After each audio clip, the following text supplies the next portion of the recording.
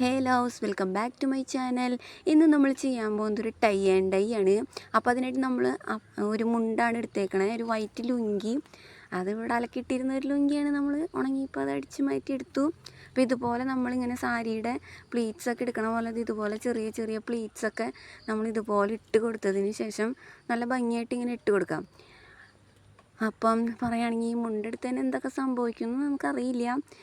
അപ്പം ഡൈ ചെയ്യണമെന്ന് കുറേ കാലം മുമ്പ് ഒരു ഡൈ ചെയ്ത് ഓർമ്മയ്ക്ക് ഇതൊക്കെ എടുത്ത് ഡൈ ചെയ്യണം. നമ്മളിത് കറക്റ്റായിട്ട് ഇത് ലെവലൊക്കെ ചെയ്ത് കൊടുക്കാം. അപ്പോൾ എനിക്ക് ഏറ്റവും വലിയ ആഗ്രഹമാണ് ഇങ്ങനെ ഡൈ ചെയ്ത് നോക്കണമെന്ന്. കുറേ നാൾ മുന്നേ ഒരു 5-8 വർഷം മുമ്പ് ഞാനൊരു ഡൈ ചെയ്തൊരു ഡ്രസ്സ് ചെയ്തിട്ടുണ്ടായിരുന്നു. അപ്പോൾ ആ ഓർമ്മയ്ക്ക് ഇപ്പോൾ ആദ്യമായിട്ട് ഡൈ ചെയ്യാണ്, പിന്നെയും ഡൈ ചെയ്യാണ്. അപ്പോൾ ഇതുപോലെ നമ്മൾ നിവർത്തിയിട്ടതിന് ശേഷം ഇതുപോലെ ഒരു വള്ളി എടുത്ത് നമ്മൾ കെട്ടിക്കൊടുക്കുക. ഇത് നമ്മുടെ വാഴയ്ക്കൊക്കെ മറ്റേ താങ്ങ് കൊടുക്കാൻ കെട്ടി വയ്ക്കണ ആ വള്ളിയില്ലേ, അതാണ് ഞാൻ എടുത്തേക്കണത്. നിങ്ങൾ നല്ല കട്ടിയുള്ള നല്ലൊരു വള്ളി എടുത്തോ. വള്ളി എടുത്ത് കെട്ടി കൊടുക്കുക. അങ്ങനെ അയ്യോ ദേ പോയി. എന്നിട്ട് ഇതുപോലെ നമ്മളിത് കെട്ടി കൊടുത്തതിന് ശേഷം കൂടുതലായിട്ടുള്ളത് ഞാൻ അതുപോലെ മുറിച്ച് കളയണ്.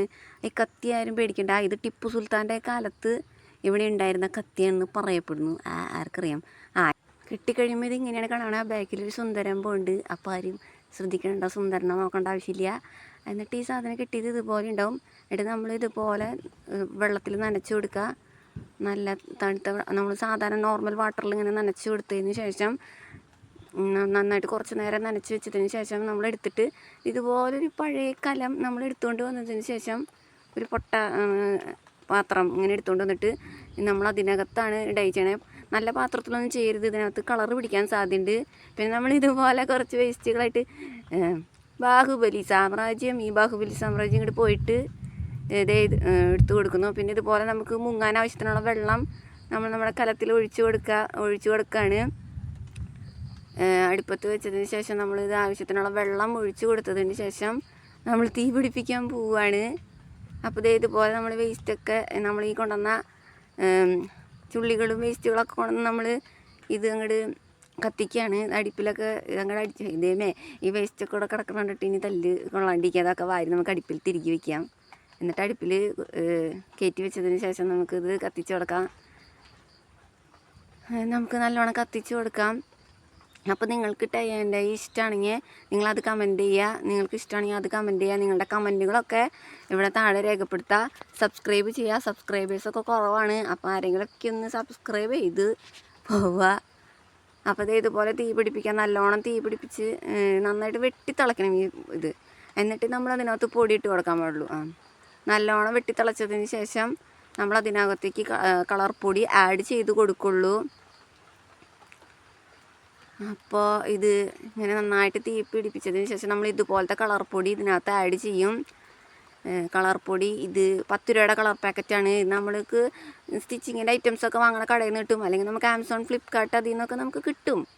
അപ്പോൾ നമ്മളിതുപോലെ ഇതിങ്ങോട്ട് ഇട്ട് കൊടുത്തതിന് ശേഷം കിട്ടുകയാണെങ്കിൽ ഞാൻ ലിങ്ക് താഴെ ആഡ് ചെയ്യാം. ഈ പൊടിയുടെ ലിങ്ക് നമുക്ക് കിട്ടുകയാണെങ്കിൽ ഞാൻ ആഡ് ചെയ്യാം.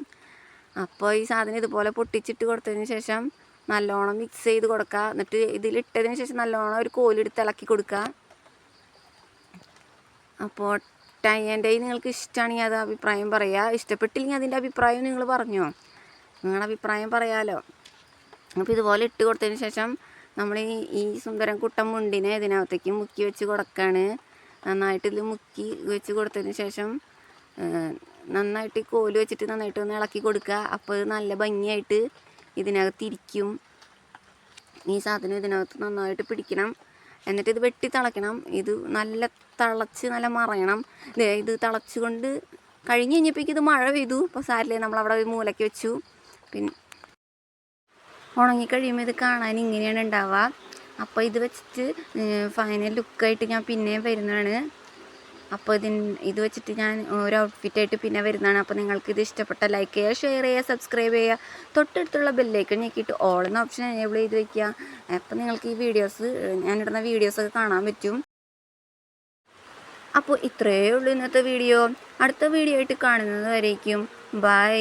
നിങ്ങളെല്ലാവരും എൻ്റെ വീഡിയോസ് വാച്ച് ചെയ്യണേ.